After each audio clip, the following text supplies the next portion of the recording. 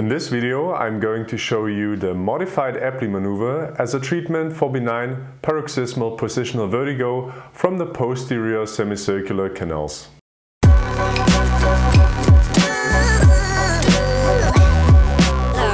Get our very own assessment ebook and mobile app. Links are in the video description. Hi and welcome back to Physiotutors. Benign paroxysmal positional vertigo, abbreviated as BPPV, is the most common in-ear problem and cause of vertigo or false sense of spinning. Common causes are head trauma or ear infections, although most cases appear to be idiopathic. BPPV can be caused by debris in the semicircular canal of the ear, which continues to move after the head has stopped moving.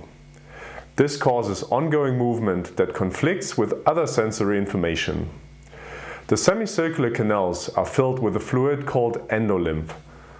The main sense organ in each canal is called the crista, which is stimulated by movement of the cupula. Head movement causes relative movement of the endolymph in the semicircular canal, which bends the cupula and the embedded hairs of the hair cells and causes stimulation of the relevant vestibular nerve. The cause of BPPV is believed to be canalithiasis, affecting the posterior semicircular canal in 85 to 95% of all cases. In canalithiasis, free-floating debris in the semicircular canal is hypothesized to act like a plunger, causing continuing movement of the endolymph even after head movement has ceased. This causes movement of the cupula and bending of the hairs of the hair cells and provokes vertigo. Around 20% of BPPV cases are said to resolve within 4 weeks and up to 50% up to 3 months without treatment, but recurrence is reported between 10 to 18% after 1 year. The modified Epley maneuver involves a series of 4 movements of the head and body in order to move the debris out of the posterior semicircular canal. In a Cochrane review from 2014, Hilton et al. Found that the Epley maneuver was more effective than sham maneuvers or control.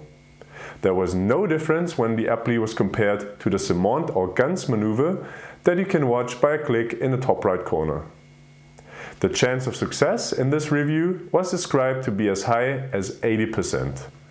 Be aware that the Epley maneuver can lead to nausea, which was reported in 17 to 32% of patients, so make sure you have a bucket at hand in case your patient might need it. The patient should also be counseled that the symptoms of vertigo will be reproduced. On top of that, make sure that your patient is able to tolerate neck movement.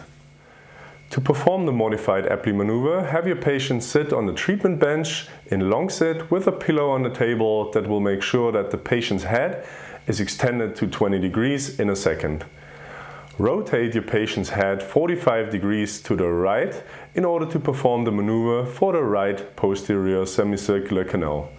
So if your Dix-Hallpike test was positive in this position, this is how you start. The steps are an exact mirror for the left side. Now take the patient backwards in a quick movement so that your patient's head is still rotated and extended to 20 degrees by the pillow. Maintain this position for 20 to 30 seconds. Next, quickly turn your patient's head 90 degrees towards the unaffected side and hold this position for another 20 seconds. Afterwards, have your patient roll onto his left shoulder and quickly turn his head a further 90 degrees so that his head is facing down in a 45-degree angle. Again, hold this position for 20 to 30 seconds.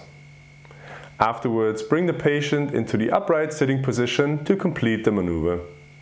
A meta-analysis from De Valle et al. From the year 2010 showed that post-maneuver restrictions are not necessary as they have not shown any significant benefit compared to no restrictions. The literature demonstrated beneficial effects of multiple treatment sessions for patients with persistent nystagmus following the initial maneuver. Be aware that canal conversion from the posterior into the lateral semicircular canal occurs in 6 to 7% of those treated with canalith repositioning procedures. Therefore, it is important to recognize this canal variant of BPPV as well. Alright, this was our video on the Epley maneuver for posterior semicircular BPPV.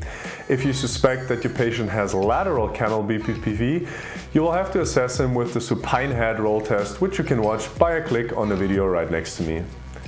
At last, thank you very much for watching. Please click on the like button if you enjoyed this video, subscribe to our channel and turn on the notifications in order not to miss any new videos. This was Kai for Physiotutors. I'll see you in the next video. Bye.